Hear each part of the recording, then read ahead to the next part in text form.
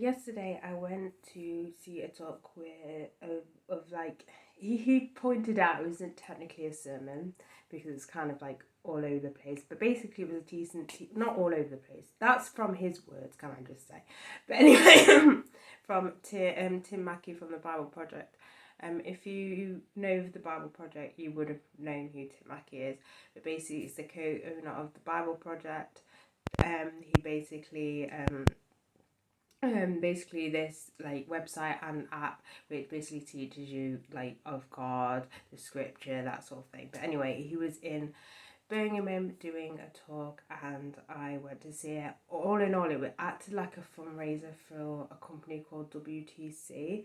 He has done a collab with, I can't even remember her name now, the person who owns it, and I can't remember her name. Her name's just gone blank, but she did do one of the Bible classes on 1 Corinthians.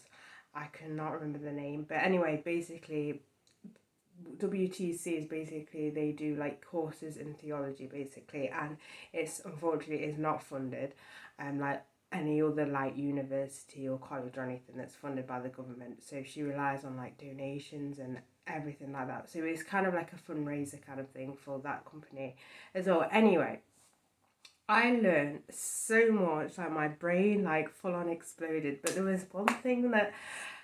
was a lot of things that highlighted to me, but there was one thing that kind of stood out the most that I wanted to share, and that's like the tree of knowledge. And it's one of those things where people always wonder why put a tree of knowledge and good and bad, in the garden if God doesn't want Adam and Eve to eat it. But more importantly, the tree of knowledge is supposed to be a thing where you know good and bad. So surely we need to know what's good and bad. And it's true, we do need to know what's good and bad. But here's the thing. Us humans on our own don't know really what's good and what's bad. Our desires, we may desire something, but we don't necessarily mean that that desire is actually good for us. And to know what's good and bad for us is actually God. God knows what's good and what's bad for us. When we try to live without God, which is good, then we end up going, trying to live by ourselves. We then go to our desires, but our desires aren't necessarily good.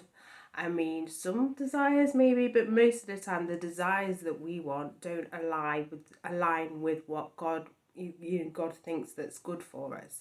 So when it came to the temptation of Eve, what the snake did, the snake tempted her, with the idea of having all this knowledge, and that you're not gonna die, Elohim's lying to you, you're not going to die, and you'll be as great as Elohim. So what then happened is that tree then became a desire that Eve wanted. So when we go to Genesis 3:6, it says, so when the woman saw that the tree was good for food, that it was pleasant to the eyes and a tree desirable to make one wise, she took of its fruit and ate.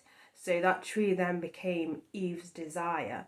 So what the enemy can do is our flesh will desire many different things. And what the flesh desires, for the most part, like 99% of the time, isn't good for us. And so the enemy will come in and try and use that desire and kind of manipulate you to commit that sin or that thing that the flesh desires. So I just thought that teacher was just like, psh. But as I said, there was many different things that stood out for me, but that was like the one that I was like, I have to share with you guys, that this one is like the main one that I think everyone should like kind of know. But as I said, there was many different things that basically stood out, but that I believe that was like the highlight.